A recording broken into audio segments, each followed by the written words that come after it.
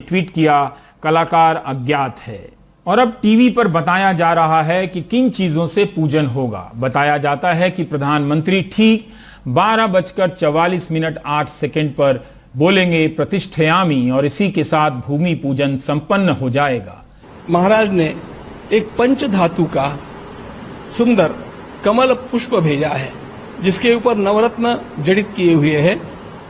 वह अर्पण किया जाएगा कूर्मशिला के ऊपर प्रधानमंत्री जी के हाथों से। ठीक मुहूर्त 12:44 पर बोलेंगे अपने मुख से प्रतिष्ठापयामि। ये प्रतिष्ठापयामि बोल करके पुष्पाक्षत चढ़ाना यह सबसे प्रधान बात है।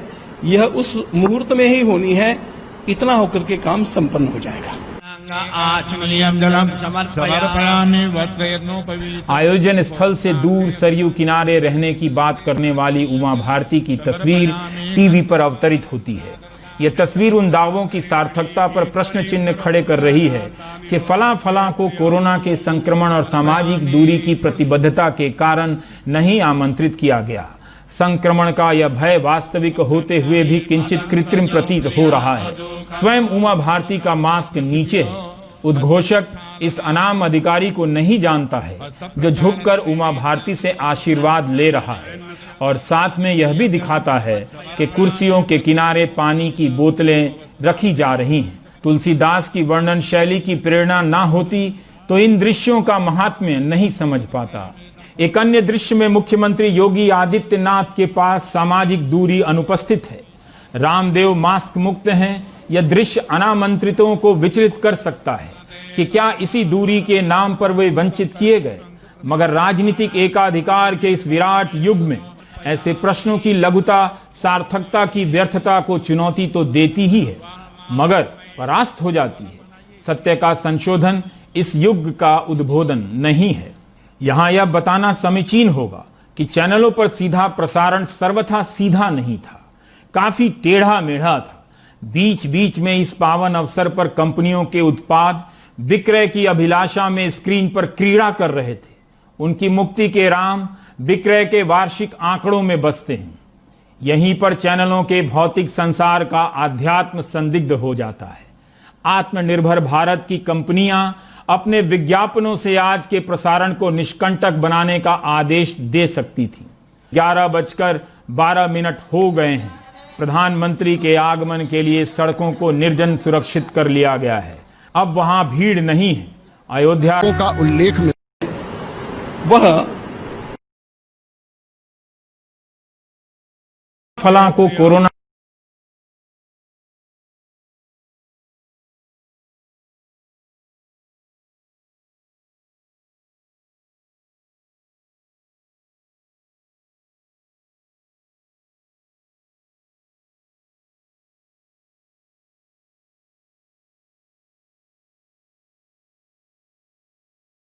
मगर परास्त हो जाती है। सत्य का संशोधन इस युग का उद्बोधन नहीं है।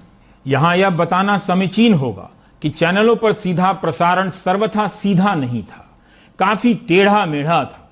बीच बीच में इस पावन अवसर पर कंपनियों के उत्पाद विक्रय की अभिलाषा में स्क्रीन पर क्रीड़ा कर रहे थे। उनकी मुक्ति के राम विक्रय के वार्षिक आंकड़ों में बसते हैं। यहीं पर चैनलों के भौतिक संसार का आध्यात्म संदिग्ध हो जाता है। आत्मनिर्भर भारत की कंपनियां अपने विज्ञापनों से आज के प्रसारण को निष्कंटक बनाने का आदेश दे सकती थी। 11:12 हो गए हैं। प्रधानमंत्री के आगमन के लिए सड़कों को निर्जन सुरक्षित कर लिया गया है। अब वहां भीड़ नहीं है। अयोध्या का नगर विकास अपेक्षित रहा है। अब इसके नए सपने सजोए जा रहे हैं। दूरदर्शन का ड्रोन कैमरा स्क्रीन पर अयोध्या को ले आता है, जिसके संरक्षण को लेकर कमाल खान चिंतित हैं। भगवत प्राप्ति के समस्त साधन यहाँ स्वमेव उपलब्ध हैं। धर्मशास्त्रों और ग्रंथों में अयोध्या के दिव्य और पार्थिव स्वरूपों का उल्लेख मिलता है। पूरी दुनिया में जो हमारी हेरिटेज है या एंटिक्विटी है उसको लोग प्रिजर्व करते हैं और उसके लिए एक नज़र होनी चाहिए उसको प्रिजर्व करने के लिए।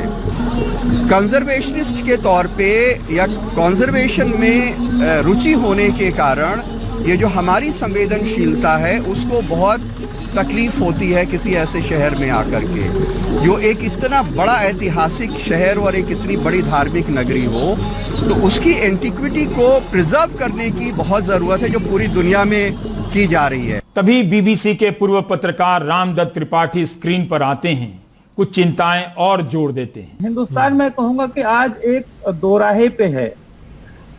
अब देखना यह है कि ये राम मंदिर जो समरसता का, सबको साथ लेके चलने का, सब एक उस तरफ जाता है यहाँ से रास्ता, या जो एक रास्ता एक अलग धर्म की सुपीरियरिटी की बात करते रहे हैं बहुत सालों से लोग, उस तरफ जाता है। ये एक सवाल, बहुत बड़ा सवाल है कि अब इधर से आगे क्या, अब आगे क्या। इसको जिस रूप में सुप्रीम कोर्ट ने अपने विशेषाधिकार का इस्तेमाल करके, वो सामान्य कानूनी प्रक्रिया से संभव नहीं था, तो अपने विशेषाधिकार का इस्तेमाल करके वो सारी जगह उन्होंने दे दी रामलला विराजमान को, और मुसलमानों को कहा कि भाई आप दूर जाइए, और उन्होंने उसको स्वीकार कर लिया। और अचानक स्क्रीन पर दूरदर्शन के हवाले से पर्दा हटता है, रामलला की झलक मिलती है। सौरभ शुक्ला उस हनुमानगढ़ी में